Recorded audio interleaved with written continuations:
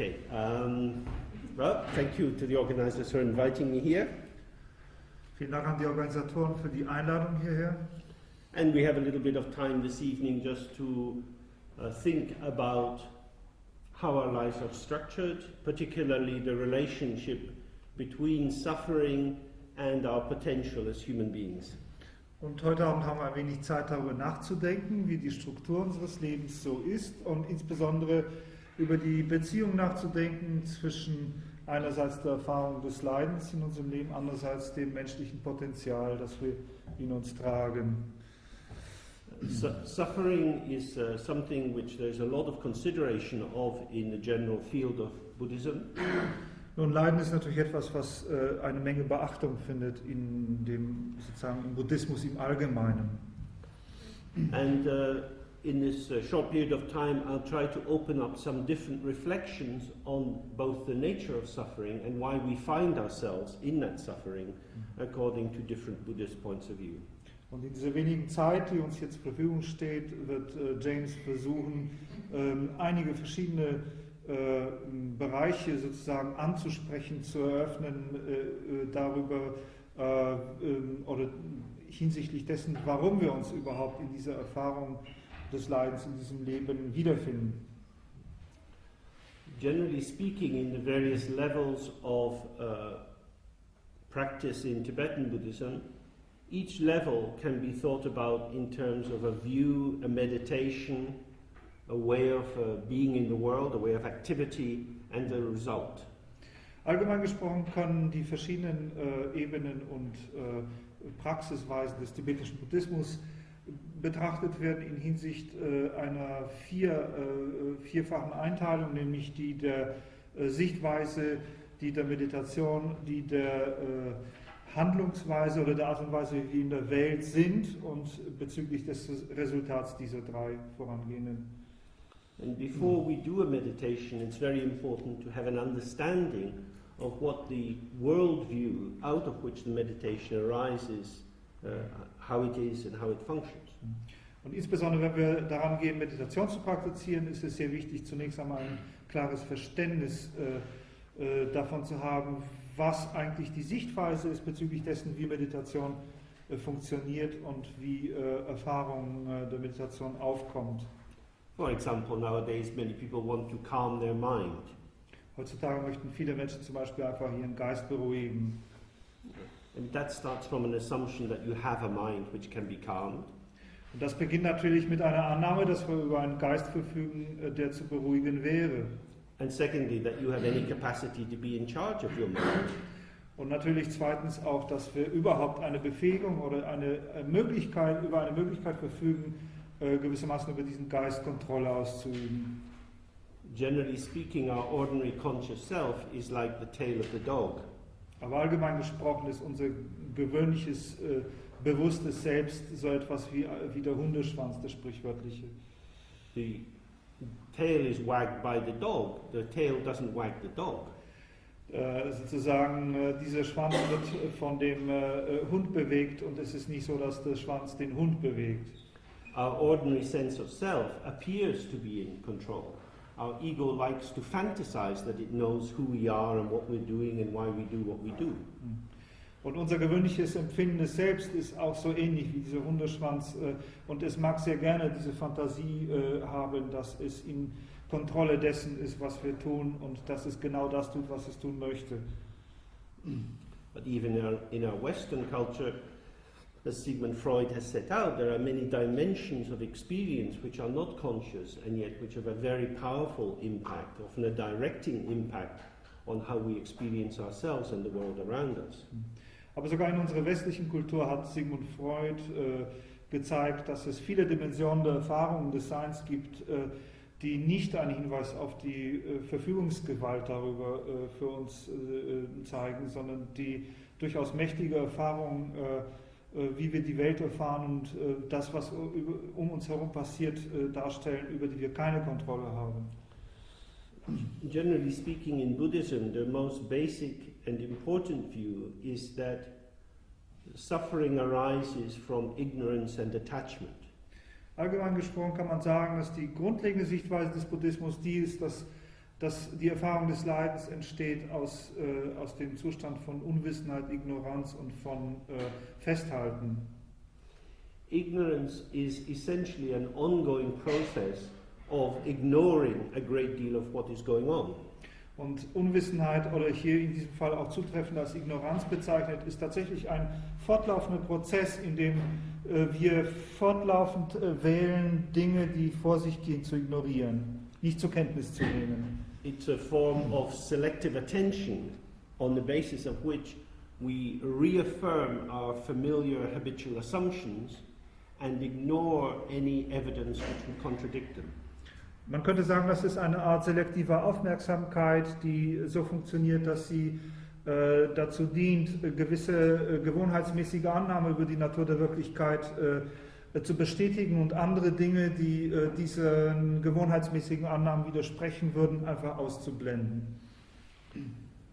When we fixate on what we know and we seek to continue it and maintain it, we are acting from an attachment to the familiar, which closes us to many of the other possibilities which open up around us. Und wenn wir uns auf das fixieren, was wir kennen, dann haftet gewissermaßen unsere Aufmerksamkeit auf den Dingen, die es erlauben würden, aufgrund dieses Gekannten weiterhin zu handeln und eine gewisse Kontinuität des Gekannten zu sichern. Aber das stellt auch führt gleichzeitig dazu, dass wir viele Dinge, die um uns passieren oder die für uns möglich wären, ausblenden müssen, uns ihnen gegenüber verschließen müssen. For example, we grow up in a family, and when we're very small, the experience, the culture, the mood of the family is the only thing that we know. So that is the limit of our lived experience. Zum Beispiel, wenn wir in einer Familie aufwachsen, dann sind die familiären Erfahrungen, die Erfahrungen der Kultur, die durch diese Familie vermittelt werden, all diese Familiendunst, das Einzige, was wir kennen, und stellt gewissermaßen auch die Begrenzung oder die Grenzen dessen, was unsere Erfahrung ist, dar. And although as we get bigger and we go out into the world and we encounter other people's families, we encounter kindergarten, school and so on, we still often carry a primary fixation on the cultural patterns that were embedded in our school life. Und selbst wenn wir aufwachsen, größer werden und dann im Kindergarten anderen Kindern, anderen Familienstrukturen begegnen, in der Schule anderen Menschen begegnen und so weiter, in der Gesellschaft anderen Menschen begegnen, setzt sich ein gewisser Impuls fort, eine Fixierung zu behalten auf die kulturellen Muster, die uns vertraut sind. So, for example, if we had very critical parents, we may hold deep inside ourselves an idea that basically we are wrong. That every time we make a mistake, instead of this being a unique moment of experience arising in a particular context, it is instead a renewal, a re-signing of the fact that basically we are a mess. There's something fundamentally wrong with us. Wenn wir also zum Beispiel in einer Familie aufgewachsen sind mit sehr kritischen Eltern, werden wir jedes Mal, wenn wir einen Fehler begehen, im Wesentlichen eine Bestätigung dafür sehen, dass wir falsch liegen, dass an uns irgendetwas falsch ist. Mit anderen Worten, statt diesen Moment des Fehlers als einen einzigartigen und einmaligen Augenblick einer einzigartigen Erfahrung wahrzunehmen, werden wir das stattdessen umdeuten und in den Kontext dieser Zuweisung einer generellen Falschheit, eines generellen Fehlgehens oder Fehlliegens empfinden. So that the criticism and control that is a necessary part of any social education comes to create a hesitancy that when we go forward towards the world, we are anxious to get the approval of other people, we are fearful of their critical remarks, and that means that we often avoid engaging in new activities where we don't know what the outcome is going to be. Und das bedeutet, dass diese Kritik, die wir erfahren haben, die ja natürlich ein notwendiger Bestandteil einer Sozialisation ist, also einer sozialen Prägung ist, für uns dann dazu führen wird, dass wir dann zögerlich werden, dass wir, wenn wir versuchen, uns weiterzuentwickeln und auf ein Ziel zuzugehen, diesen Moment des Zögerns haben und gewissermaßen immer bestrebt sind, eine gewisse Art der Bestätigung dafür zu bekommen, dass das, was wir tun, aber doch richtig sei. So that our anxiety functions as a limit of our existence, causing us to step back from new experiences and return to the same sort of positioning. Und so wird unsere Ängstlichkeit dazu führen, dass wir gewissermaßen zögerlich werden, über die Grenzen unserer Erfahrung hinauszuschreiten und statt also gewissermaßen diese Begrenzung zu überschreiten und neue Erfahrungen zu machen, werden wir immer die Tendenz haben, einen Schritt zurück zu machen und in die Kontinuität der bestätigten alten Erfahrung zurückzukehren. So in this sense, attachment is not simply an attachment to something that we like, that we want to get more of. Our attachment can also be an overinvestment, an identification with things which persecute us, and even which fill us with dread and terror. Und in diesem Sinne ist das Haften an Dingen oder das Festhalten an Dingen nicht einfach ein Festhalten oder Haften an Dingen, die wir gerne mögen, von denen wir noch mehr bekommen möchten, sondern im viel weiteren Sinne ist es durchaus auch ein Festhalten an oder ein Haften an Strukturen und an Dingen, die uns verfolgen oder die uns geradezu in Panik und Schrecken versetzen. The key antidote for this is a double move of relaxation on an energetic level and on a cognitive level and also a deeper physiological level, the understanding of impermanence. Und der Schlüsselpunkt zur Lösung dieses Problems ist eine gewissermaßen doppelte Bewegung, die sowohl eine energetische Seite hat, und diese energetische Seite besteht in einer fortgesetzt tieferen Entspannung, als auch eine kognitive Seite, und die beruht in einem tieferen Verständnis dessen, was Vergänglichkeit oder Unbeständigkeit aller Erscheinungen ist. Whatever we do in life, whether it's good or bad, doesn't last very long. Was immer es ist in unserem Leben, was wir tun, ob es gute Dinge sind oder schlechte Dinge sind, sie werden keinen sehr anhaltenden Bestand haben. If you invite some friends round for dinner and you work very, very hard to prepare the food and set out a nice tablecloth and get some candles and all the rest of it, the people come and within a couple of hours it's all eaten, it's gone. Wenn wir zum Beispiel gute Freunde zum Essen einladen und uns sehr große Mühe gegeben haben, ein sehr schönes Abendessen vorzubereiten, ein schönes Tischtuch zu decken, schön zu dekorieren mit Blumen und so weiter, schöne Kerzen anzünden, und wir sitzen ein paar Stunden zusammen und alles ist weg, das Essen ist aufgegessen und die Freunde sind gegangen. And if something bad happens, if you get, say, a diagnosis from the doctor which is not good, you might think, oh, my life is destroyed by this. Und wenn Dinge passieren, die nicht so schön sind, die schlecht für uns sind, wir kriegen vielleicht die Diagnose eines Arztes mit, der uns mitteilt, dass es um uns gar nicht gut steht, könnten wir vielleicht den Eindruck haben, so, jetzt ist mein Leben zerstört. But the initial moment of shock doesn't last very long. Aber auch dieser Augenblick des Schocks, dieser anfängliche, auch der währt nicht allzu lange.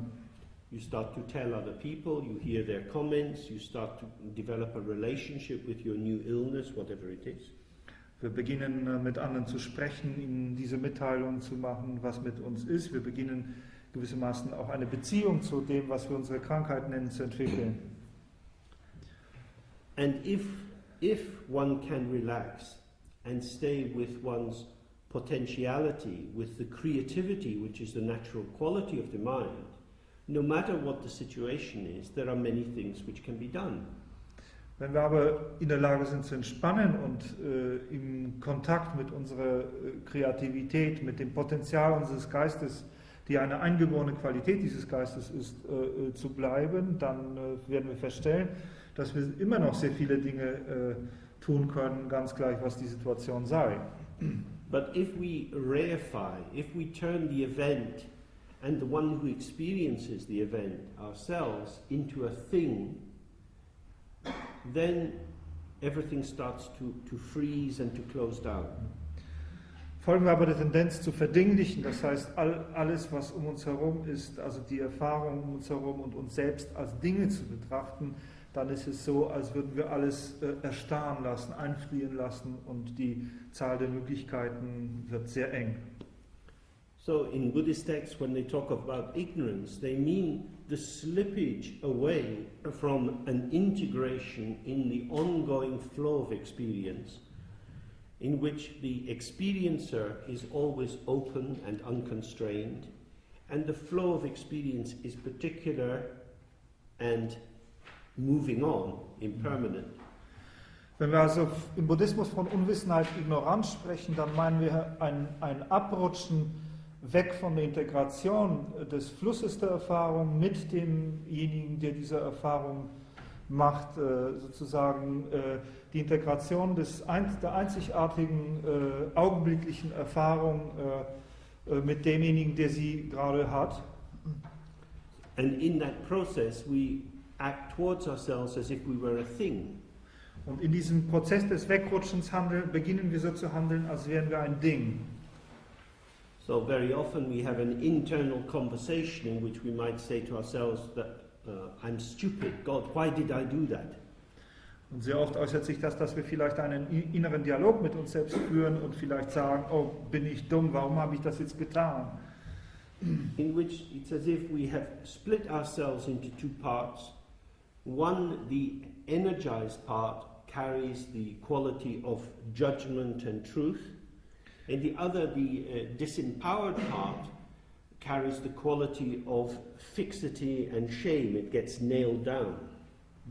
Und ein solcher innerer Dialog setzt voraus, dass wir uns gewissermaßen in zwei Teile aufspalten. Einen Teil, der energetisch ist, der sozusagen die Ermächtigung zum Urteil in sich trägt und der gewissermaßen über uns urteilt, und der andere Teil, der entmachtet worden ist und der das Empfinden von Scham und eben Verdammung trägt und eben die Schuld dafür trägt, was da passiert ist. That is to say that the root slippage that occurs is that in the open state, where the mind is relaxed and has no particular self-substance but is able to respond to subjective and environmental experience, we have a state of non-duality. There is no essential separation between subject and object. Und das Wegrutschen besteht eigentlich darin, dass der Geist in seinem natürlichen Zustand gewissermaßen offen verbleiben kann, in einer natürlichen Empfänglichkeit verbleiben kann, sowohl gegenüber den subjektiven Erfahrungen als auch dem, was sich aus dem, was es als Umwelt erfährt, darbietet. Und es kann diese beiden Erfahrungsebenen integrieren, ohne einen Spalt zwischen Subjekt und Objekt. And when we slip from that, we come into a situation where we experience ourselves as an individual conscious self, enclosed in our body, gazing out through our senses and encountering a world which is radically other. Und wenn wir diesem Wegrutschen unterliegen, dann erfahren wir uns selbst als ein individuelles, bewusstes Selbst, das gewissermaßen ein mentales Selbst ist, das in unserem Körper eingeschlossen ist und aus diesem Körper durch unsere Sinne hinausschaut auf eine Welt, die es als radikal anderes als sich selbst empfindet. Then with that sense of the otherness of the other, the gap between ourselves and the others tends to increase. And it's very easy then to slip into a power shift in which I can take up the position, I am the only subject here and you are all objects. Und in diesem Wegrutschen oder in dieser Spaltung ist es sehr leicht dann in eine Position zu gelangen, wenn eben das Betrachten des anderen als also sozusagen als extrem anders stattfindet, in der man gewissermaßen in eine Machtposition gerät, aus der heraus man selbst das einzige Subjekt ist und alle anderen sind Objekte, das Objekt. Or I can imagine that you are all subjects and I am the object. Oder auch umgekehrt. Vielleicht kann ich mir auch vorstellen, dass alle anderen die Subjekte sind und ich bin das Objekt. So I could stand here and start to think, oh, some of you look a little bit tired and bored. It could be because it's Friday night. Dann sagt James, könnte ich hier stehen und mich umherschauen und denken, oh, manche schauen etwas müde und vielleicht auch gelangweilt. Und dann könnt ihr darüber anfangen nachzudenken, was die Gründe sein mögen. Und vielleicht liegt es einfach an der Zeit, am Datum. Or it could be because what I'm saying is very terrible and very boring. And if I do that, then you can become bigger and bigger and bigger and bigger. And I can become smaller and smaller and smaller. Oder vielleicht sagt er auch anfangen zu glauben, dass diese Wahrnehmung daher rührt, dass er so fürchterliche und so langweilige Dinge sagt. Und wenn er das tun würde, dann würden all die Subjekte sehr groß werden und er als Objekt würde sich immer kleiner vorkommen. Most probably we all have deep body memories of that kind of experience from childhood, where we were ashamed and we felt cut off from other people. We felt reduced into something fixed, while other people were free to move around. Und natürlich tragen wir alle in uns auch eine tief körperlich eingegrabene Erfahrung und Erinnerung an solche Erfahrungen, da wir als Kind gewissermaßen in eine sehr schamvolle Situation gebracht wurden, in der wir so zusammengeschrumpft sind und vollkommen fixiert und unfähig, uns weiter zu bewegen, während wir die Umwelt um uns herum als frei und beweglich empfanden. The experience of shame is very important because it lies at the heart of many of the problems which arise in meditation. Und die Erfahrung von Scham ist eine sehr wichtige Erfahrung, denn sie liegt gewissermaßen auch im Zentrum all der Probleme, die auch in Meditation aufkommen können. The subtle sense that we are a thing, that we are limited, that we are conditioned by our experience, that we are determined. Diese subtile Empfindung, dass wir begrenzt sind, dass wir konditioniert sind, dass wir durch unsere Erfahrungen determiniert sind. With a determination which is not just on the surface level, but that goes right into the very core of our being, where we feel fundamentally less than, solid, limited, an entity. Und diese Begrenzung, dieses sich begrenzt und konditioniert fühlen, ist nicht einfach eine oberflächliche Erfahrung, sondern sie geht sehr tief in unser Sein hinein und macht uns eben auch zu einem kleinen, begrenzten und einer verdinglichten Entität. In that state we really have the core sight of all suffering. Und das ist der Zustand, der gewissermaßen der Kern des Sitzes des Leidens ist. Dort befindet sich der Kern des Leidens. Because in that state something is happening to me. Denn es ist genau dieser Zustand, in dem etwas mir geschieht. And the me that it is happening to seems fundamentally specific, limited, so that when something hits it, there is a real impact. You can't get out of the way because you are fixed in the situation of being yourself. Und dieses Ich, dieses mir geschieht etwas, dieses mir in diesem Satz, ist etwas Fixiertes, ist etwas Begrenztes und Festes. Und wenn es durch irgendetwas getroffen wird, dann ist das wirklich ein harter Schlag, denn es hat keinen Platz, sich zu bewegen. Es hat nicht die Möglichkeit, auszuweichen.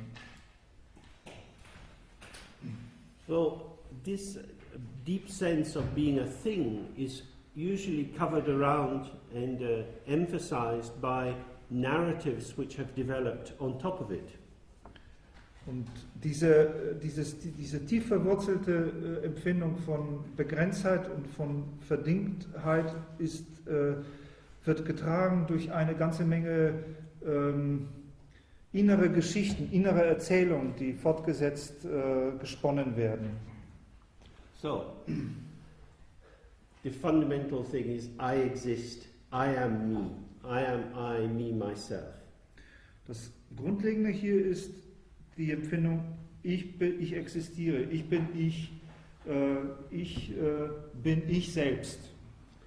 Then on top of that we have core beliefs about this self that we feel ourselves fundamentally to be. Und natürlich darüber hinaus haben wir dann gewisse grundlegende Kernvorstellung darüber, was es bedeutet, dieses Ich zu sein. So that could be I am lazy, I'm stupid, I'm unlovable.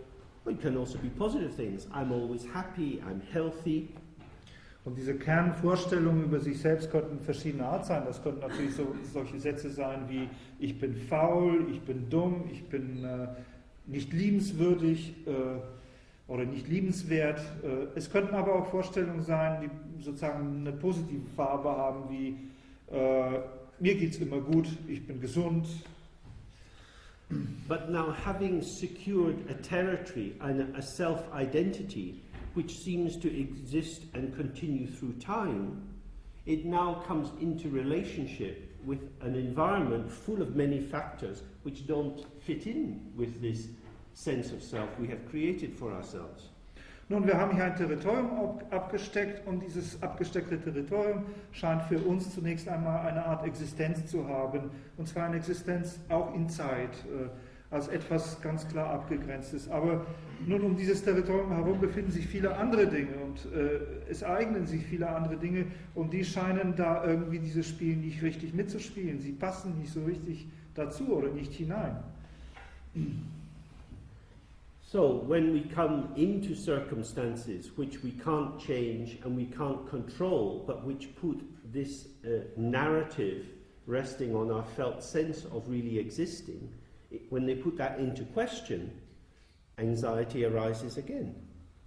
Nun, unweigerlich werden wir sicherlich Erfahrungen und Bedingungen begegnen, die nicht unter unserer Kontrolle oder unserer Kontrolle unterliegen und die natürlich diese fortwährende Erzählung, die wir uns selbst erzählen, in Frage stellen.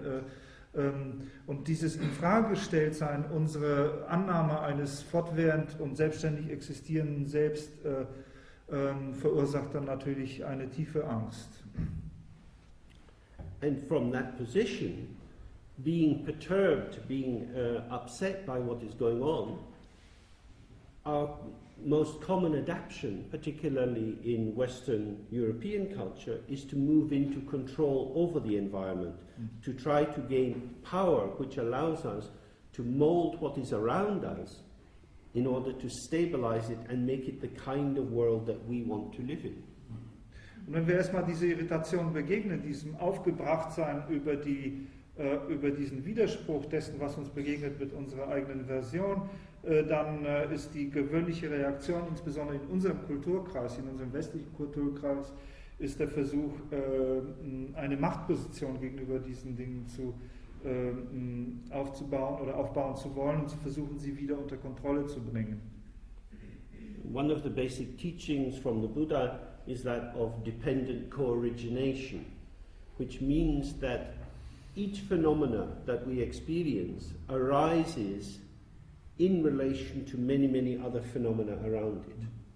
Eine der grundlegenden Lehren des Buddha ist die Lehre von der Entstehung in wechselseitiger Abhängigkeit. Und diese Lehre drückt im Wesentlichen aus, dass jede Erscheinung, jedes Phänomen, das aufkommt in der Wirklichkeit, von vielen, vielen anderen Erscheinungen oder Phänomenen abhängig ist.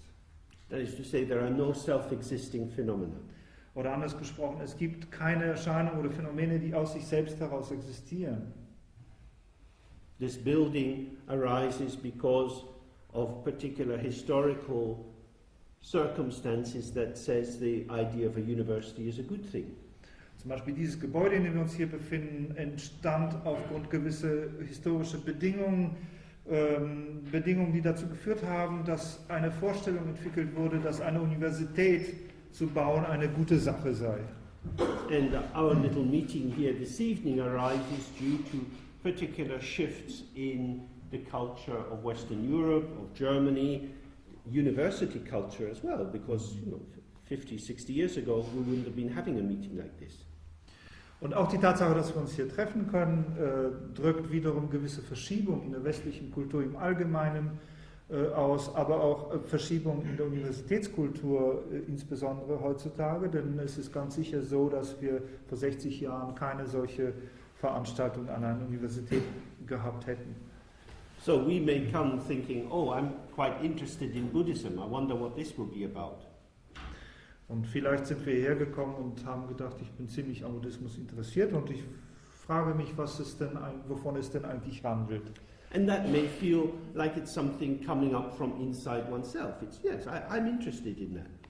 Und dieses Interesse könnte sich für uns so anfühlen, als wäre das etwas, was gewissermaßen aus uns herausgewachsen ist, in uns selbst entstanden ist, so in der Art, ja, ich bin interessiert am Buddhismus. But that interest that we have, which is our interest, is only possible for us because Buddhism is in the environment around us. Aber dieses Interesse am Buddhismus für uns, das in uns aufgekommen ist, ist nur deswegen möglich, weil es überhaupt so etwas wie Buddhismus gibt und weil es sozusagen für uns, um uns herum existiert. The possibilities of Buddhism come to us from outside, from Asia.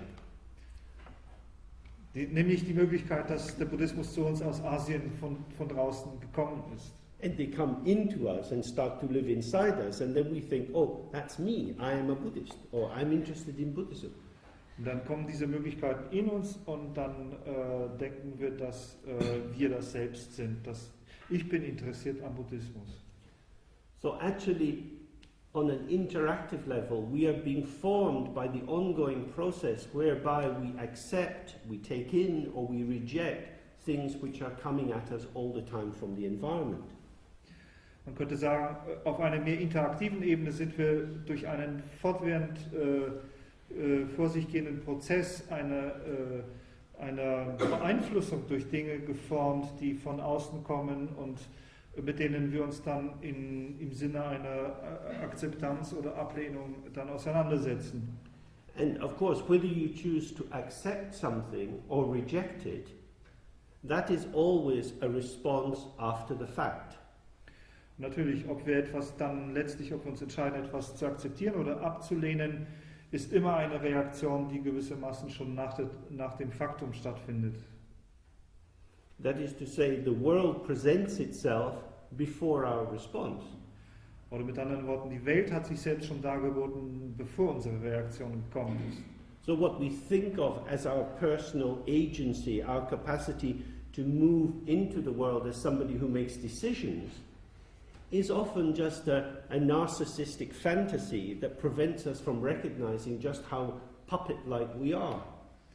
Wenn wir also uns selbst für ein Agens halten, das in die Welt geht und gewissermaßen seine autonomen Entscheidungen darüber trifft, was wir denn gerne mögen und was wir aufnehmen wollen, dann ist es nichts anderes als mehr oder weniger eine narzisstische Fantasie darüber, was wir gerne wären. That is to say, our individual sense of self, our ego consciousness, is reacting to a world which presents itself.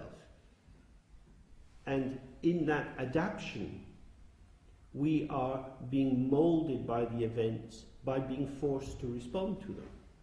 Mit anderen Worten, unser bewusstes Selbst ist im Wesentlichen reaktiv. Es reagiert auf die Welt, wie sie sich uns darbietet und wird in diesem Zwang auf das, was sich von der Welt darbietet, zu reagieren, geformt.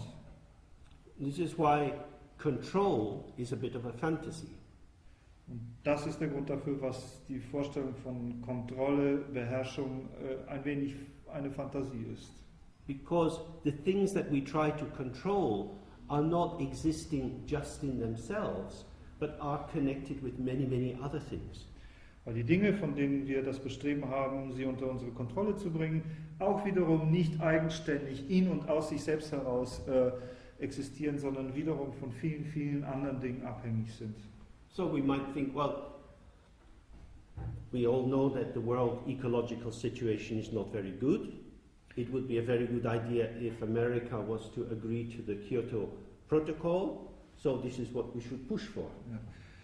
Nun, zum Beispiel wissen wir natürlich, dass die ökologische Situation der Welt nicht allzu gut ist und wir denken, dass es eine sehr gute Sache wäre, wenn die Vereinigten Staaten von Amerika sich endlich dem Kyoto-Protokoll anschließen würden. Und das könnte uns dazu bewegen, zu glauben, dass es sehr gut ist, Druck in diese Richtung auszuüben. But we also know that the high standard of living that people can enjoy in America is increasingly, year by year, due to the fact that they can have cheap imports from China. Aber gleichzeitig wissen wir auch, dass der sehr hohe Lebensstandard, den die Menschen in den Vereinigten Staaten haben können, von Jahr zu Jahr zunehmend abhängig ist von den sehr billigen Importen, die die USA aus der Volksrepublik China tätigen. So, for President Bush to be able to offer cheap goods as bread and circuses for the American voters, Also für Präsident Bush beruht die Möglichkeit, sehr billige Güter anzubieten, gewissermaßen als Zuckerbrot und Peitsche für die Wähler.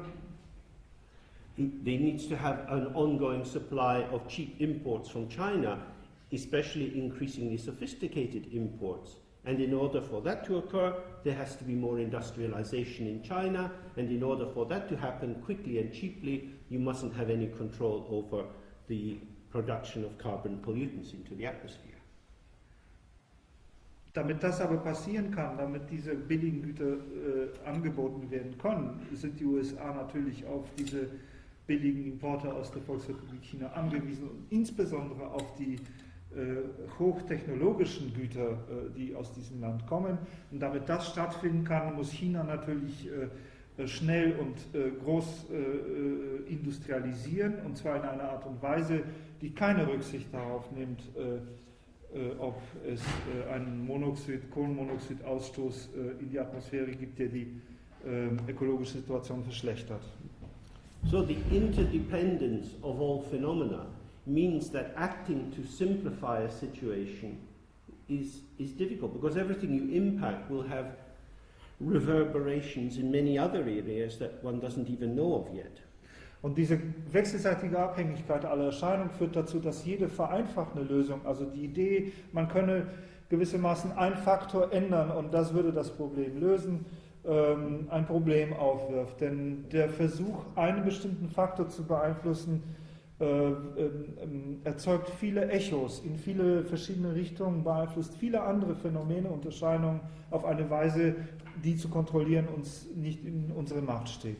And it's for this reason that in Buddhism they tend to privilege meditation and understanding of the nature of the mind over political action out there trying to change social events.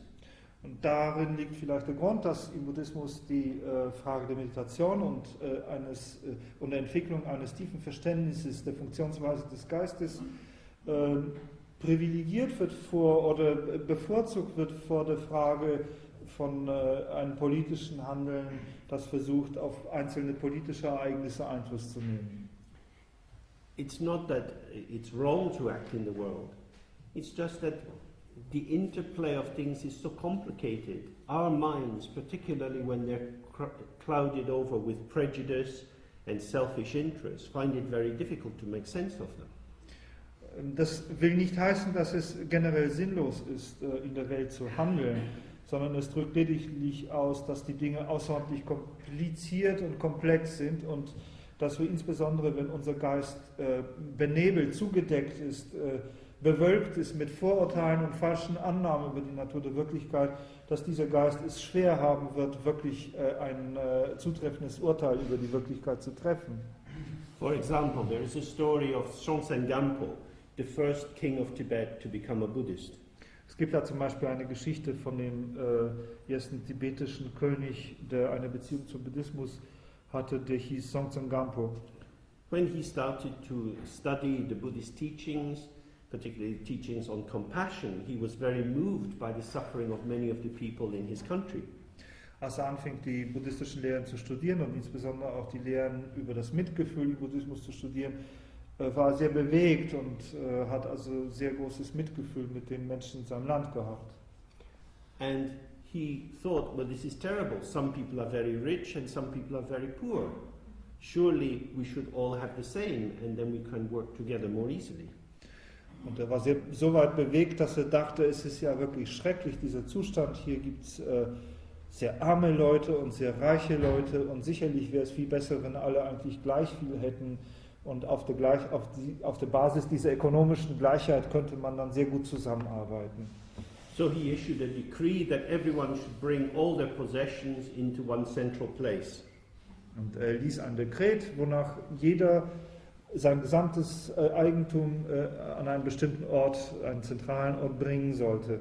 And they were all sorted out into equal bundles, and then everybody got an equal share.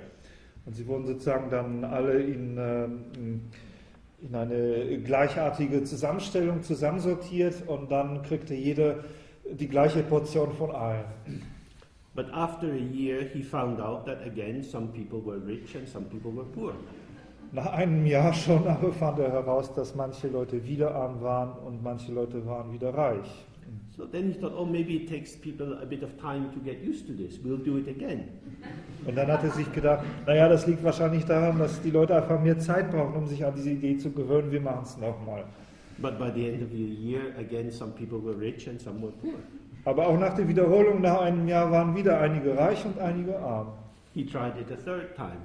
Und auch ein drittes Mal wurde es versucht. And then he realized, oh, people have different luck. Aber dann musste er sich doch klar machen, dass Leute gewissermaßen ein unterschiedliches Geschick, ein unterschiedliches Glück haben. Or in the traditional term, different karma. Traditionell würde man sagen, ein verschiedenes Karma. That is to say, our potential comes into the world already formed by the impact of past actions, past decisions. We are prejudiced, prejudged, we are foreclosed, we are already conditioned in many different ways. Und das bedeutet, dass unser Potenzial gewissermaßen schon vorgeformt in die Welt kommt, vorgeformt durch vergangene Erfahrungen und Entscheidungen, die wir getroffen haben, dass wir also gewissermaßen schon belastet sind durch Vorurteile und durch gewisse Arten von Verschlossensein gegenüber bestimmten Dingen und durch Vorurteile und Formung gewissermaßen begrenzt sind. And he started to see that the key thing then is to examine the mind and to try to understand how it is that the mind becomes taken over by particular positions, moods, attitudes, beliefs. Und er begriff dann, dass es entscheidend ist, den Geist selbst zu untersuchen und herauszufinden, wie es denn geschieht, dass unser Geist gefangen genommen wird von gewissen Positionen, die man haben kann, von gewissen Stimmungen, von gewissen Glaubensvorstellungen und dergleichen mehr. Because our energy into the world gets channeled and mobilized according to our beliefs. Denn die Energie, mit der wir der Welt begegnen, wird sicherlich durch die verschiedenen Glaubensvorstellungen, denen wir anhängen, sowohl kanalisiert als auch in Bewegung gehalten. So somebody who has a belief that money is very important and being successful is very important can mobilize their energy to push other people out of the way and to grab hold of success. Also jemand, der zum Beispiel die Glaubensvorstellung hat, dass Geld sehr wichtig ist und Erfolg in der Welt sehr wichtig ist, kann auch die entsprechende Energie mobilisieren, die dazu nötig ist, Leute, die einem Weg sind, einfach aus dem Weg zu räumen und nach dieser Erfahrung des Erfolgs auch wirklich festzugreifen. And later that person might become a great millionaire and become a benefactor and open free hospitals for poor people. Natürlich, später kann diese Person dann ein Millionär werden und ein Wohltäter sogar werden und vielleicht sogar auch Armenhospitäler eröffnen. Someone else might decide that the most important thing in life is to be kind and generous and to take care of other people. Jemand anders mag vielleicht entscheiden, dass das Wichtigste in der Welt ist, gütig zu sein, großzügig zu sein und für andere zu sorgen. And they might train to do something of public value. They might become a nurse or a teacher. Und es könnte sein, dass sie eine Berufsausbildung machen für etwas, was von öffentlichem Wert ist. Sie könnten vielleicht dann Krankenpfleger oder Lehrer werden oder was auch immer. and work every day to bring help and happiness to other people. Und jeden Tag daran arbeiten, Gesundheit und Glück für andere zu bringen. But after some years they get a bit tired of this. Aber nach einer Weile ist es doch etwas ermüdend. They get a bit burnt out. Sie sind vielleicht etwas ausgebrannt. They start to hate the children. Sie beginnen die Kinder zu hassen. They don't want to see another smelly patient. Sie möchten nicht wieder einen stinkenden Patienten kriegen. They start to have dreams of euthanasia of everyone in the ward. Und sie fangen an, von Euthanasie zu träumen. So, bad, greedy, selfish people can become good. Good, kind-hearted people can become selfish. Also gierige, selbstsüchtige Leute können durchaus gut werden und umgekehrt gütige, großherzige Menschen können auch selbstsüchtig werden. So we might have an image that our mind is like a garden and we want to take out the weeds and only have beautiful flowers growing.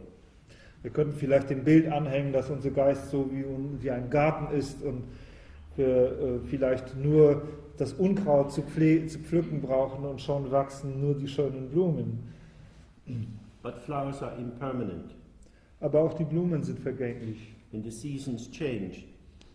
Vor allem dann, wenn sich die Jahreszeiten verändern. When we start to observe our mind, we become aware that our thoughts and feelings and sensations, all mental events, all the events of experience, are just flowing along. They don't rest even for a second. Wenn wir wirklich unseren Geist anfangen zu beobachten, werden wir sehen, dass alle unsere Gedanken, Gefühle, Empfindungen, Wahrnehmungen sich ständig in einem Fluss befinden, dass sie die ganze Zeit veränderlich sind und fließen und nicht einmal für einen Moment wirklich verweilen. So, although clearly it's a good thing to try to do good actions in the world and to purify our minds and improve the quality of the thoughts and feelings that we have. Obgleich also es durchaus eine sehr gute Sache ist, wenn wir versuchen, in der Welt gut zu sein, wenn wir versuchen, gut zu handeln, wenn wir versuchen, unseren Geist zu reinigen und gute Gedanken zu entwickeln.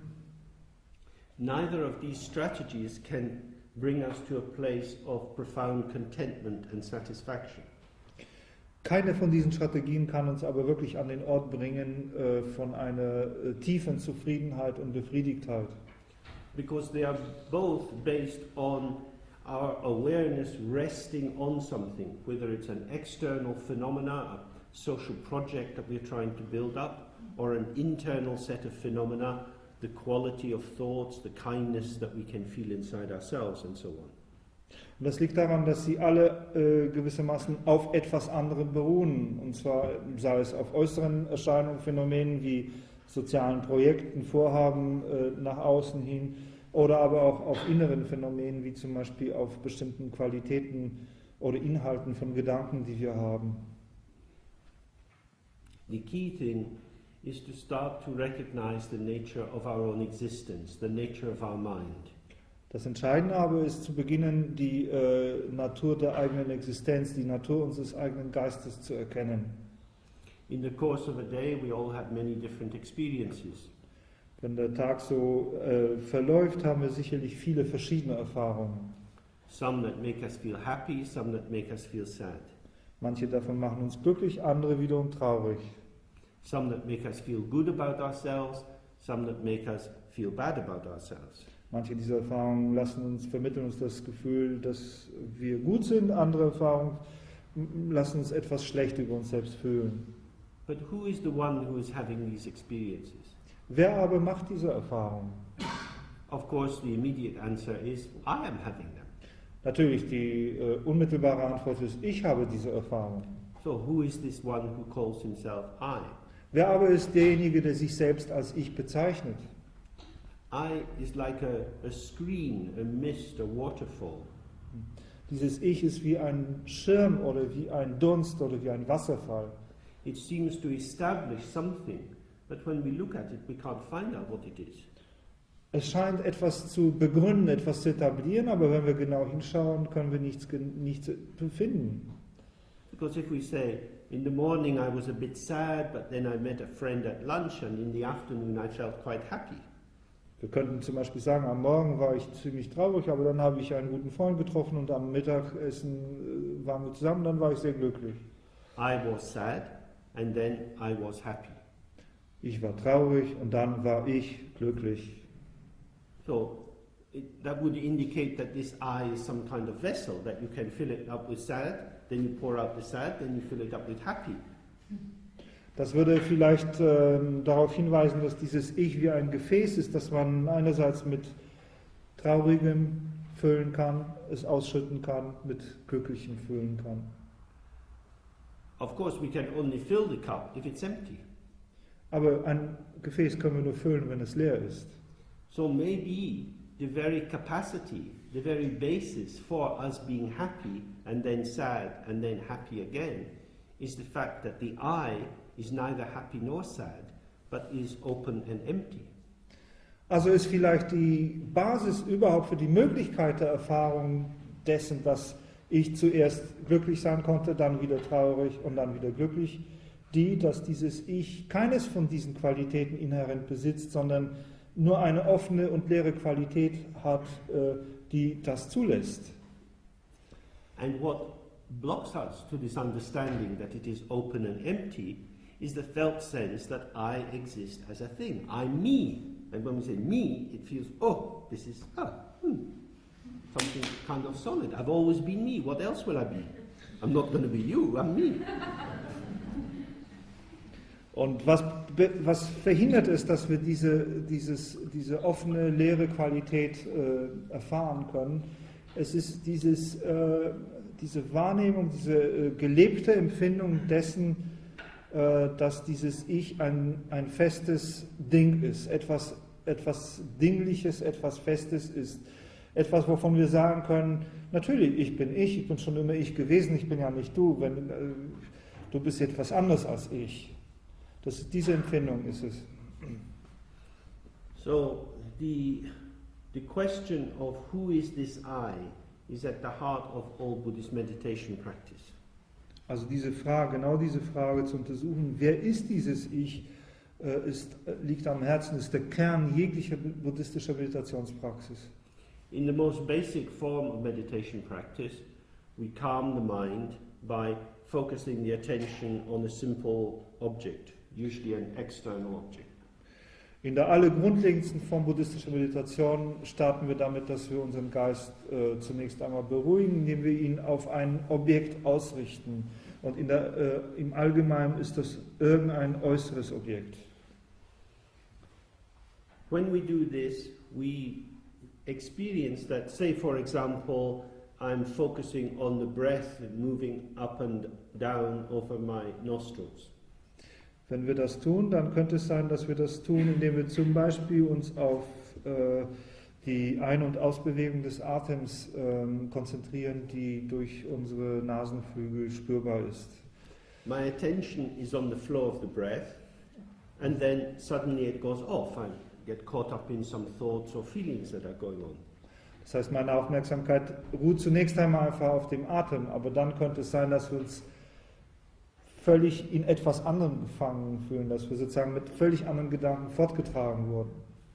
And gradually I learn to bring my attention back more quickly onto the breath. Und allmählich lernen wir dann unsere Aufmerksamkeit zurückzubringen und immer schneller zurückzubringen hin zum Beispiel hier dem Atem. As my capacity to maintain the focused attention on the breath increases, während meine Fähigkeit, meine Aufmerksamkeit fokussiert auf diese Atmung zu halten, zunimmt, I become aware of this ongoing flow of thoughts, feelings and sensations. Wird mir der fortwährende Fluss von Gedanken, Gefühlen und Empfindungen immer bewusster. They don't stop coming, but they don't impact my attention. Natürlich halten sie nicht an, sie hören nicht auf zu kommen, aber sie haben keine solche Durchschlagskraft gegenüber meiner Aufmerksamkeit mehr. This is similar to the way that we can be looking at something, but our peripheral vision will still inform us if something moves in the wider field around us, although our attention is focused on something specific. Man könnte das mit dem Bild vergleichen, dass wir in der Tat etwas anschauen können und trotzdem in dem peripheren visuellen Bereich auch andere Dinge wahrnehmen können, die vor sich gehen, obwohl wir etwas fokussiert anschauen. Then when we reflect on this, we can come to see that, well, what are the building blocks? What are the things out of which I construct my stable sense of self? Und wenn wir das tun, werden wir zunehmend fähig, gewissermaßen uns der Untersuchung zu widmen, was denn die Bausteine sind, aus denen ich mein fortwährendes Empfinden eines existenten Selbst konstruiere. These building blocks are nothing other than elements plucked out of this ongoing flow of thoughts, feelings and sensations. Und wir stellen fest, dass diese Bausteine nichts anderes sind als gewisse ausgewählte Elemente, gewisse Auswahl aus diesem fortwährenden Fluss von Gedanken, Gefühlen und Empfindungen. And when I come out of the meditation practice and go back into my ordinary life, I see how quickly I start to build up my familiar sense of I, me, myself. Und wenn wir aus der Meditation herauskommen und in unsere gewöhnliche Aktivität in der Welt hinausgehen, werden wir zunehmend aufmerksam oder zunehmend bewusst darüber, wie schnell wir dann wieder diese Empfindung von einem Ich als mich selbst zu konstruieren verfallen. But in terms of actual lived experience, each of these building blocks is, as it were, fluid. It's more like they're made of water rather than earth. They don't stay in place. Aber wenn wir die wirklich genaue Erfahrung dieser Bausteine anschauen, dann werden wir sehen, dass diese Bausteine nicht die Festigkeit besitzen, die wir ihnen zuweisen, sondern in Wirklichkeit wesentlich fluider sind, wesentlich mehr dem Wasserelement ähneln als etwa der Erde. And when we start to see that, then we become aware of this peculiar quality. The stability of myself is constructed out of my attachment to a particular reading of something as solid, when in fact it is not solid. Und wenn wir das anfangen wahrzunehmen, dann werden wir sehen, dass dieses Haften am Selbst konstruiert wird, gebaut wird aus dem Festhalten an eine bestimmte Interpretation von etwas, eine Interpretation von etwas als solide, was in Wirklichkeit nicht solide, nicht fest ist. So then we start to integrate the sense of our life is a flow. Our life is not something solid that we need to protect against the flow of experience, but rather every aspect of ourselves is flowing in harmony with the general flow of experience. Und wir beginnen dann wahrzunehmen, dass unser Leben in Wirklichkeit tatsächlich dieser Fluss ist und nicht etwa etwas ist, was ich gegen den Fluss der Erfahrung verteidigen müsste. Es ist nicht etwas, was gegen diesen Fluss stattfindet, sondern es ist etwas, was in Harmonie mit dem allgemeinen Fluss der Erfahrung selbst ein Fluss ist.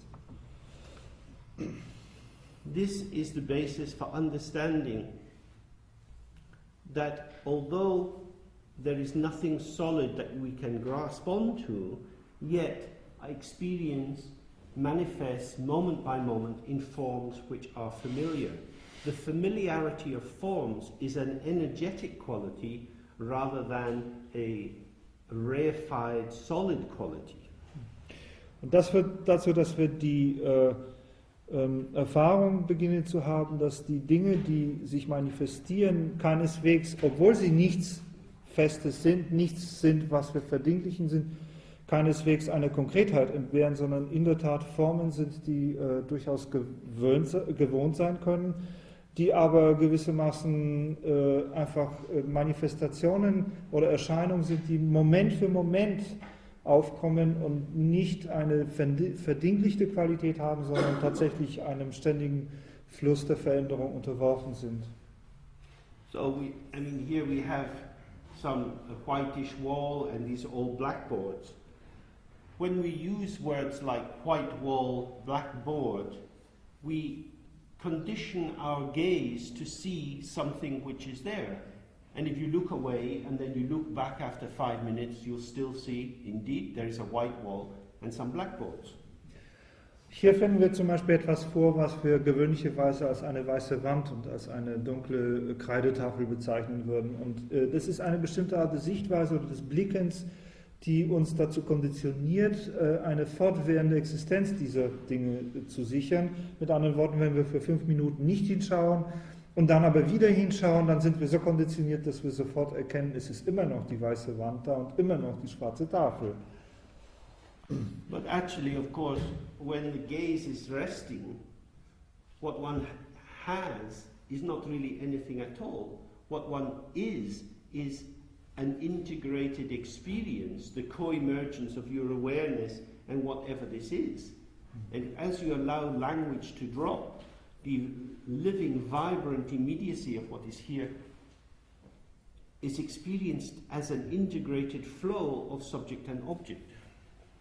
Wenn wir aber uns gestatten würden, einfach unseren Blick auf diesen, was wir die Wand bezeichnen, ruhen zu lassen, würden wir die Erfahrung machen, dass wir eigentlich mehr eine Art integrierten Fluss von koemergentem Erscheinen erfahren, von gleichzeitig entspringendem Erscheinen erfahren, von demjenigen, der das erfährt und dem Erscheinen von etwas, was immer es sei. Und dieser Fluss von Erscheinungen ist insbesondere, wenn wir uns gestatten würden, die Sprache fallen zu lassen, also gewissermaßen die Interpretation der Sprache auszuschalten, würden wir uns in der Wahrnehmung von etwas, was immer es sei, erfahren, in einem Fluss von Erfahrung. I mean, that all might sound quite technical. But actually it's a lot of fun. Life is much nicer and much easier when you're in the flow of existence. When you're standing outside it, you feel very persecuted by what's going on. When you're in it, it's actually quite sweet. Das klingt vielleicht jetzt sehr technisch, aber in Wirklichkeit ist es auch eine ganze Menge Spaß, denn das Leben macht einfach viel mehr Spaß, wenn man gewissermaßen mit dem Fluss der Existenz gehen kann. Wenn man sich draußen halten möchte und gewissermaßen die Realität als etwas betrachtet, was so draußen vor sich geht, dann sind viele Dinge, die da stattfinden, eher so, dass sie uns verfolgen. Wenn aber wir wirklich mit dem Fluss gehen können, dann ist das Leben eigentlich sehr süß. Okay, we'll go on for about 15 minutes more and then see if there are any questions. So this opens up the possibility of seeing shapes, seeing forms, but having the direct, immediate relationship with them, which reveals that they are empty of any true substance. There is manifestation, but it's not the manifestation of things, but it's a luminous, as it were, illusory world. Und diese Art von Erfahrung ermöglicht dann das Wahrnehmen von durchaus vorhandenen Formen, von Gestalten, aber in einer Weise, die diese Gestalten oder Formen keine aus sich selbst bestehende Existenz, keine Abgegrenztheit zuweist, sondern in einer mehr fluiden Weise diese Gestalten und Formen als etwas Fließendes, als etwas Leuchtendes und in gewisser Weise als etwas Illusorisches wahrzunehmen. So it's not that one is trying to one starting with a position saying that the reality of life is so terrible, we have to retreat into some kind of fantasy. Das heißt, der Standpunkt hier oder der Ausgangspunkt hier ist nicht der zu sagen, dass die Wirklichkeit des Lebens etwas so grauenhaft Schreckliches ist, dass wir uns zurückziehen müssen in irgendeine Fantasievorstellung von der Welt. Rather, we are trapped in the fantasy or the dream that this is reality. Das Problem ist eher, dass wir bereits gefangen sind in der Fantasie oder in dem Traum, dass dies, was wir so nennen, die Realität sei. From the Buddhist point of view, there is no reality. Vom buddhistischen Standpunkt aus gesehen gibt es etwas wie Realität nicht. Because the word reality is grounded in the root for thing. Reality means that which is a thing. Denn das Wort Realität gründet sich, wurzelt in einen Begriff, der sich auf Dinglichkeit bezieht. Mit anderen Worten, Realität ist das, was ein Ding ist. But we are not things. Wir sind aber keine Dinge. And even the glass is not a thing. Nicht einmal dieses Glas ist ein Ding. The notion of the glass as a thing is a concept. Die Vorstellung oder der Begriff des Glases als ein Ding ist nichts als ein Konzept. When we look at this and we think, oh, that is a glass, where is the glass? Wenn wir dieses anschauen und sagen, dies ist ein Glas, dann stellt sich die Frage, wo ist dieses Glas? In your head. Dieses Glas ist in unserem Kopf. If you didn't have a concept of glass, you wouldn't see it as glass. Wenn wir dieses Konzept eines Glases nicht hätten, würden wir dort auch kein Glas sehen. Cats and dogs and cows and buffaloes don't see glasses. Katzen und Hunde und Kühe und Büffel sehen keine Gläser. We see glasses because we have the concept. Wir aber sehen Gläser, weil wir das Konzept eines Glases haben. And what we do all the time is we mix together perception and conception. Und was wir die ganze Zeit über tun, ist zu vermischen zwischen Konzeptualisierung und Wahrnehmung.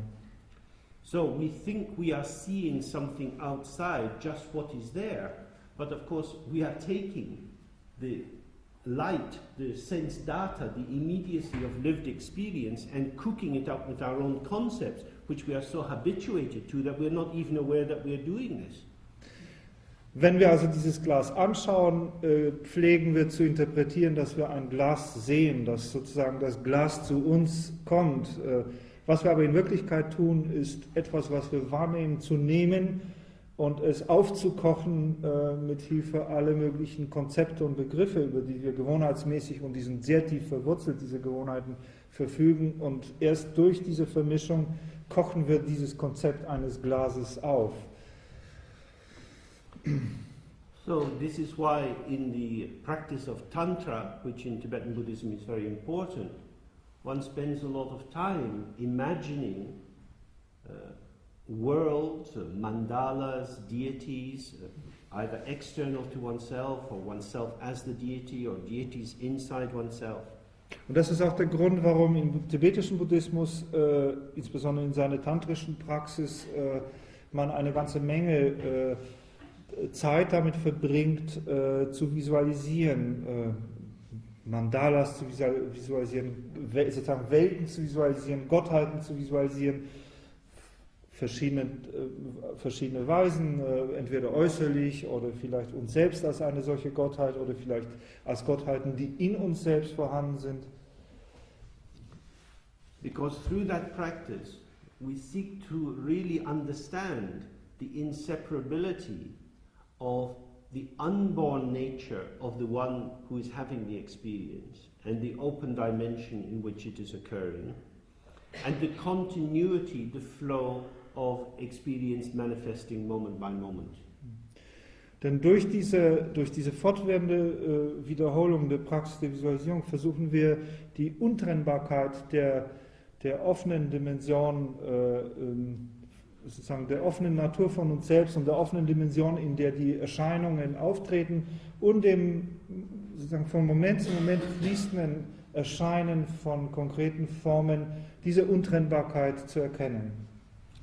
And by stabilizing this experience in oneself, one that can then open to the experience of daily life without being captured and conditioned by the assumptions which one encounters in the culture that one is surrounded by.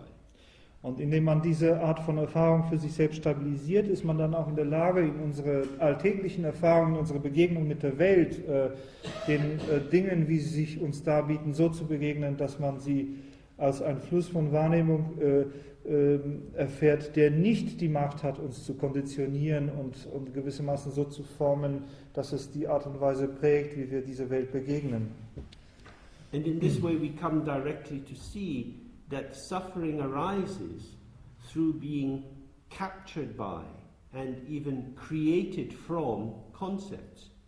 Und in dieser Weise beginnen wir zu erkennen, dass Leiden nichts anderes ist oder Leiden durch nichts anderes aufkommt als durch die Gefangennahme oder geradezu vielleicht durch das Erschaffenwerden, durch die Art und Weise, wie wir Dinge konzeptualisieren, wie wir sie verbegrifflichen.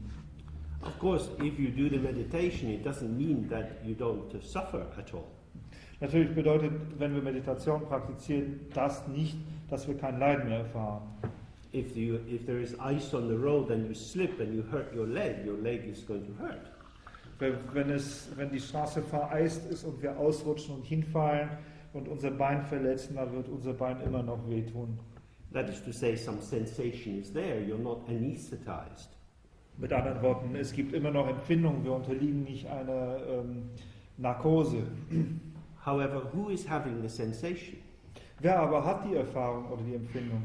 If the receiver of the sensation is somebody who is deciding, I don't want this sensation is persecuting me, then that very resistance through its tensing up will intensify the sensation. Wenn der Empfänger der Empfindung etwas ist, das beschließt zu sagen, diese Empfindung will ich nicht haben, dann wird die Tatsache, dass diese Empfindung dennoch aufkommt, uns gewissermaßen nicht nur verfolgen, sondern auch das Leiden an dieser Empfindung gehörig intensivieren. But if we can relax, say for example we've been practicing through identification with one of the gods, the meditational gods, their very nature is to have a form which is composed entirely of light. There is no solid substance in it. Wenn wir aber entspannen können, wenn wir zum Beispiel auch an die Gewohnheit, eine Visualisierungspraxis von Meditationsgottheiten gewohnt sind, dann sind wir gewohnt, weiterhin Formen wahrzunehmen, aber Formen, die vollkommen substanzlos sind und vollkommen aus Licht bestehen. So we say that they have a form which is empty. It's empty of inherent self-nature. It's not a thing. In the same way their speech is sound and emptiness. It's not a sound which is real solid words determined by actual situations. Und wenn wir also sagen, sie sind Formen, dann sind sie eine Form, die leer ist, die vollkommen frei von einer innewohnenden, aus sich selbst heraus existierenden Eigennatur ist. Und dies trifft auch auf die Sprache einer solchen Gottheit zu, die ist auch sagen, eine Sprache, ein Klang, das vollkommen frei ist von determinierenden Faktoren, die in der Lage wären, uns zu konditionieren. And the mind of the deity, which is our own mind's nature, is open and empty.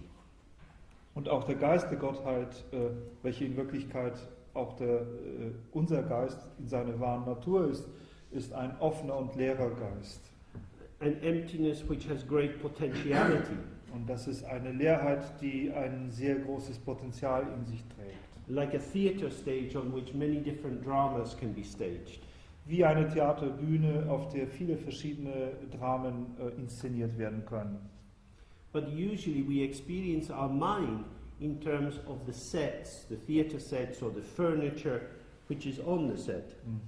Aber im Allgemeinen konzeptualisieren wir unseren Geist mehr wie die Ausrüstung eines bestimmten Theaterspiels mit all dem Mobiliar und Szenen, Dekoration dieses speziellen Spiels.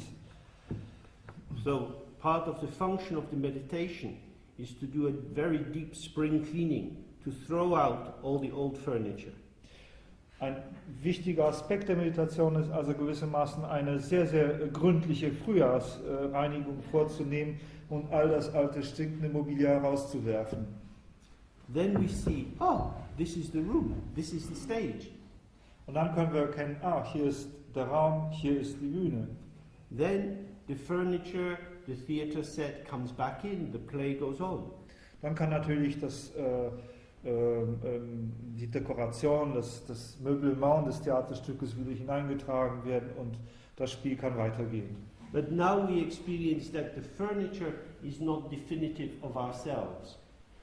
So, say for example, you are rather a neurotic kind of person.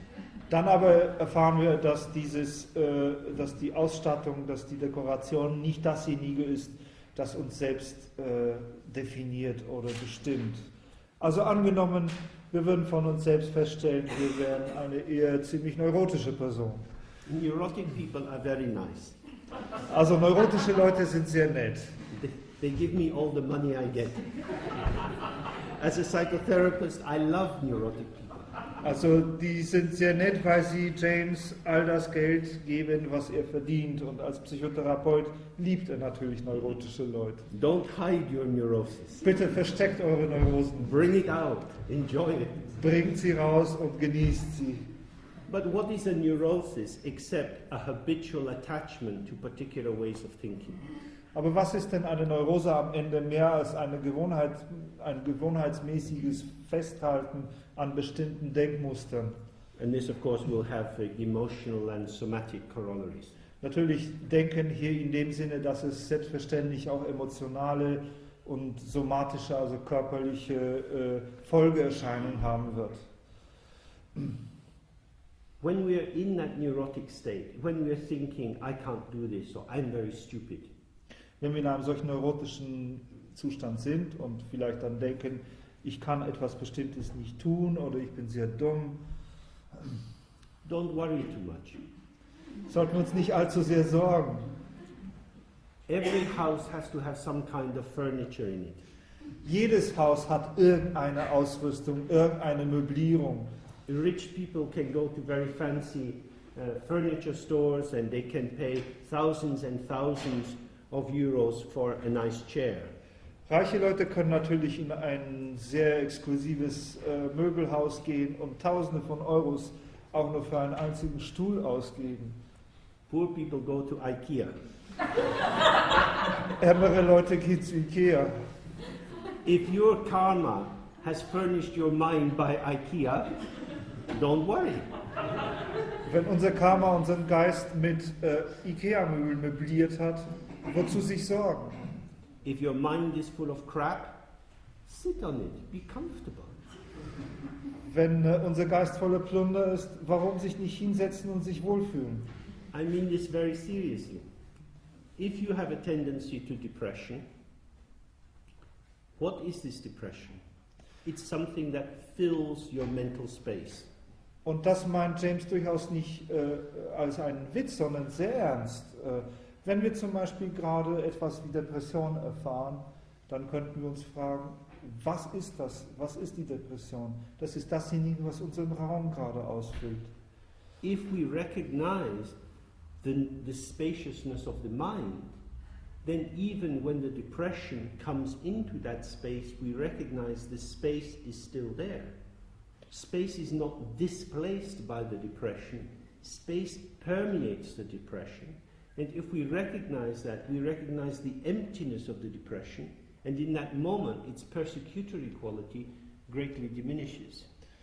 Wenn wir die raumhafte Natur des Geistes aber erkennen können, dann können wir auch erkennen, dass selbst wenn die Depression unseren Raum ausfüllt, sie nicht die Macht hat, diesen Raum zu verdrängen, gewissermaßen auszuschließen, sondern es ist der Raum, der die Depression dann durchdringt. Und wenn wir erkennen, dass auch in der Depression Raum ist, dann kann sich die sozusagen uns verfolgende, uns bedrückende Qualität der Depression in einem erheblichen Maße reduziert werden. I think it is in this area where you find a particular contribution of Buddhism to an understanding of suffering. You don't have to change the object, you don't have to change the content, but by recognizing the unborn nature of the mind, an awakening, a reawakening to non-dual integration occurs, in which freedom is found within the precise constraints of everyday life. Und in diesem Sinne denkt James, dass der Buddhismus wirklich einen sehr großen Beitrag zu unserem Verständnis des Leidens leisten kann, weil wir anfangen zu sehen, dass es nicht das Objekt ist, das wir verändern müssen. Es ist auch nicht der Inhalt unserer Gedanken, den wir verändern müssten, sondern wir müssen gewissermaßen die ungeborene Natur unseres eigenen Geistes erkennen. Wir müssen erkennen, dass wir immer stets die Integration von Erfahrung und dem Erfahrenen sind. Und das ist etwas, was gewissermaßen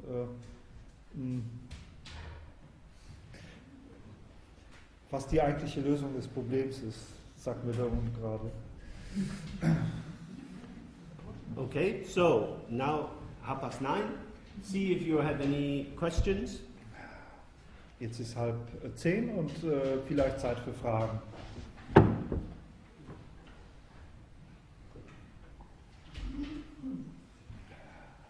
Ja?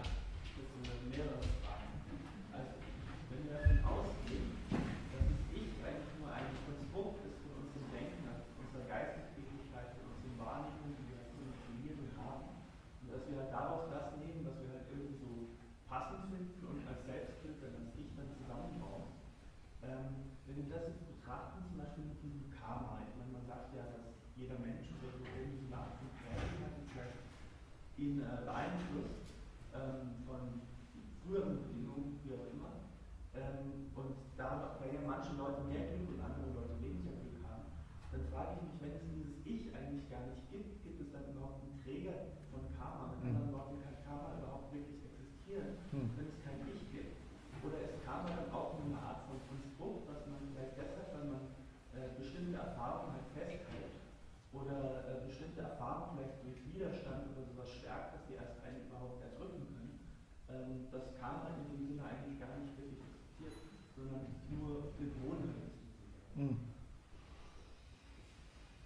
So, if you say that this sense of self is actually not a thing, but a construct, like something made out of certain selected building blocks of the flow of experience, and doesn't exist as a separate and permanent entity, but it's kind of just a build-up thing. When we then talk about karma, who is actually the carrier or the support or the one that is having the karma? Wouldn't it be consequent to say that also there cannot be such a thing like a karma, and that the karma then again is only a built-up quality of attachment to certain aspects of our experience? No, that's correct.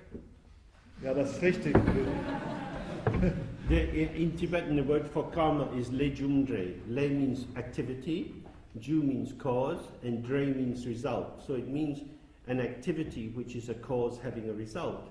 And so it's like with the trains, if the different wagons are not linked together but are loose shunted, one banks another, so events hit into each other and you get a continuing flow of experience. Ja, in der Tat, das ist richtig, und das kommt auch gut zum Ausdruck in dem tibetischen Wort für Karma, le jungne, welches nichts anderes sagt als Aktivität, welches Ursache und Wirkung verbindet. Und das ist so ein bisschen, man könnte das Bild verwenden wie ein Zug, das aus Waggons besteht, die ja eigentlich nicht wirklich fest miteinander verbunden sind, sondern diese relativ lockeren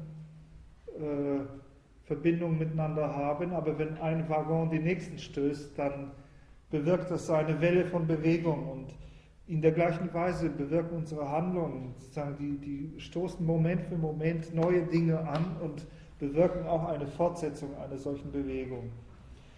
Karma is particularly a problem when we think, I have my life, my luck. I want my life to be happy. I don't want my life to be sad. Whether happiness or sadness arises is due to the consequence of past bad actions or good actions. Therefore, if I want to be happy in the future, I better do good things and not bad things. Karma wird vielleicht dann zu einem Problem, wenn man gewissermaßen sich selbst doch wiederum als eine Art Individuum betrachtet, das abgegrenzt existiert und das sagt, ich habe mein eigenes Leben und ich möchte natürlich, dass dieses Leben ein glückliches und angenehmes Leben ist, und ein glückliches und angenehmes Leben entsteht nur, wenn ich gute und also positive Ursachen gesetzt habe. Und außerdem möchte ich gerne auch Leiden vermeiden und das kann ich nur dann, wenn ich negative Ursachen ausschließe. Und auch ich möchte dafür sorgen, dass in Zukunft mein Leben noch besser wird, dass ich gute Erfahrungen mache und dafür muss ich bestimmte Dinge tun. But in Buddhism there are many different levels. So the next level of practice is to be aware that we are part of the whole universe, we are part of the world. And that is developed in an ethical way by thinking that all the beings we encounter have at one time been our own mother in the very many past lives we have had. Nun, der Buddhismus besitzt ja viele verschiedene Ebenen und Stufen und auf einer etwas höheren Stufe beginnen wir zu erkennen, dass wir eingebettet sind in das gesamte Universum und mit dem gesamten Universum zu tun haben. Und das macht eine ethische Qualität erforderlich, die auf dieser Ebene auch trainiert werden kann mit der Vorstellung, dass wir mit sämtlichen Wesen verbunden sind, einfach durch die Tatsache, dass wir in einem oder anderen Leben die Erfahrung hatten, dass dieses Lebewesen unsere Mutter war. So if we develop a bodhisattva intention, that is to say, an intention to help all beings, that means that we accept the whole karma of the world as our karma. Wenn wir also diese Intention eines Bodhisattvas entwickeln, also die Intention, allen fühlenden Wesen zu Hilfe zu eilen, dann bedeutet dies auch die Akzeptanz nicht nur unseres eigenen, sondern überhaupt des universellen Karmas, also des Karmas des gesamten Universums als unseres Karmas. Because if my life is truly connected and inseparable from the lives of all other beings, then their luck is also my luck, if I'm not going to turn my face away from them when they are suffering. Denn wenn wir die Tatsache der Verbundenheit mit allen Wesen akzeptieren, wenn wir sagen, wir sind alle miteinander wechselseitig verbunden, dann müssen wir natürlich konsequenterweise auch sagen, dass deren Geschicke auch meine Geschicke sind. Und das bedeutet, dass wir unser Gesicht nicht abwenden, wenn das Leiden einen anderen trifft. At which point, focusing attention on doing good things in order to be happy and not doing bad things in order to avoid being unhappy doesn't make any sense. The solution has to be much more radical, which is why non-dual integration is the true goal of all the deeper forms of Buddhist practice. Und auf einer solchen Stufe macht natürlich die Vorstellung, ich mache gute Sachen, damit ich später irgendwie Glück erfahre und vermeide schlechte Sachen, um Leiden zu erfahren, eigentlich ein völliger Nonsens. Es macht überhaupt keinen Sinn. Und die Lösung ist offensichtlich eine viel radikalere und beruht in der nicht-dualen Integration, die gewissermaßen der Kern aller, wie soll ich sagen, fortgeschrittenen oder höheren buddhistischen Praktiken ist. Okay, maybe time for another question. Is there also a resonance in Buddhistic tradition? My experience is that maybe in my past life, this karma had much longer distance. So I was doing something, and then maybe 2 years later, I felt the consequence. And now I feel more and more it's immediate. So is there a resonance in the teachings? I think that's just getting older. It all speeds up as your hair falls out. Well, maybe not for girls, but as my hair falls out, my life gets quicker. On a more serious level, do you want to say it in German, the question? Ist vielleicht die beste Übersetzung überhaupt.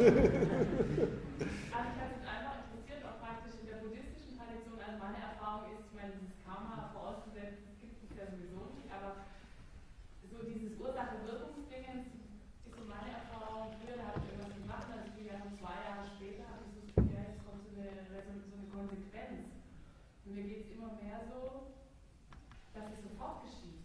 Also es ist wie, als würde ich es sofort spüren. Und ob es da eben in den Lehren sozusagen auch was gibt.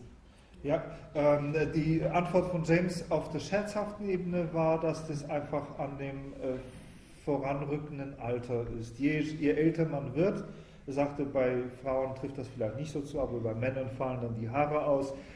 Aber gemeinsam ist uns allen, dass wenn wir älter werden, die Ereignisse einfach ein gewisses Tempo anfangen anzunehmen.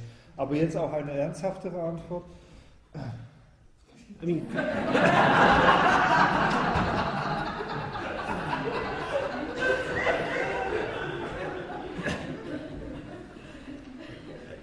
karma as a concept is not very interesting, really. I mean, karma is a basic way to say actions have consequences. It doesn't have a very profound resolution because it implies I myself do things, and if I did different things, I would get a different result. It's still a very self-referential way of thinking, and in itself it can make us anxious, it can make us selfish, which is why it's very useful as a wake-up call if we think, oh, I can get away with life. As long as the police and the income tax don't catch me, I can do what I like. It's to free us from that naive, I'm for me, but to go deeper, we need to put it a little bit on one side. Vielleicht könnte man sagen, dass Karma selbst nicht unbedingt ein sehr spannendes Konzept ist oder ein sehr bedeutendes Konzept ist, denn Karma ist nichts anderes als eine andere Art und Weise auszudrücken, dass Handlungen Konsequenzen haben. Das ist natürlich, wenn wir das zu wichtig nehmen, wenn wir dieses Karma dann in dem Sinne interpretieren, dass es uns gewissermaßen als dieses begrenzte Ich betrifft, welches dann bestimmte Handlungen verrichten will, um bestimmte angenehme Dinge zu erfahren, um bestimmte andere Dinge nicht zu tun, um eben bestimmte andere unangenehme Dinge nicht zu erfahren. Wenn das so genommen wird, dann ist Karma etwas, was immer noch sehr selbstbezüglich ist, sehr auf das eigene Ich bezogen ist, und als solches ist es dann auch nicht besonders tiefsinnig oder hilfreich. Wozu es sicherlich sehr nützlich ist, ist eine Art Wachrütteln. Die Vorstellung, dass wir gewissermaßen auf unsere eigene Rechnung in der Welt operieren können und Dinge tun können, wie wir sie tun wollen, und solange die Polizei oder die Steuerbehörde uns nicht zu packen kriegt, es egal ist, was wir tun, diese Art von hochgradig egoistischer Vorstellung muss natürlich durchbrochen werden, und dafür ist Karma als Wachrüttelsignal sicherlich sehr geeignet. Aber darüber hinaus bietet der Begriff des Karma keine Lösung, sondern man muss da wesentlich tiefer gehen. Changing our actions is important, but there are always actions to be considered.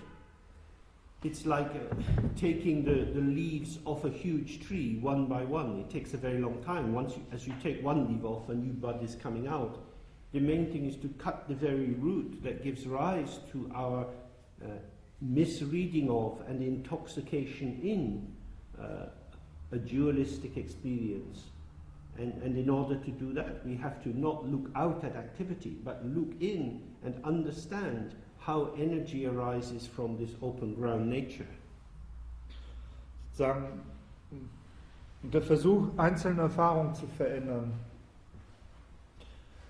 ist endlos in gewisser Weise, weil es immer was zu erfahren gibt. Das heißt, das würde dem Versuch gleichen, einen Baum lahmzulegen, indem wir einzelne Blätter abzupfen. Und natürlich können wir eine Menge Blätter abzupfen, aber währenddessen, während wir abzupfen, wachsen da schon wieder neue Knospen, und so kommen wir nicht wirklich weiter. Also der entscheidende Punkt ist sicherlich nicht die Blätter abzuzupfen, sondern die Wurzel zu durchschneiden. Und was ist die Wurzel hier? Das ist die dualistische Sichtweise oder die dualistische Wahrnehmung. Und wenn wir fähig sind, diese dualistische die Sichtweise durchzuschneiden, dann können wir das Problem gewissermaßen mit einem Schlag lösen. Okay, so that just about brings us to the end here. If any of you are interested, some of us will meet over the next 2 days and do some meditation and further examination of these ideas. Und das bringt uns jetzt an das Ende dieses Vortrags, und natürlich, wenn manche von Ihnen Interesse gefunden haben und gerne weiterhin zuhören würden, wird es hier 2 weitere Seminartage geben, in denen einerseits erfahrungsmäßig durch Meditationen, andererseits aber auch durch Diskussion dieser Themen das alles vertieft werden kann. Okay. So thank you again for coming. Und vielen Dank fürs Kommen.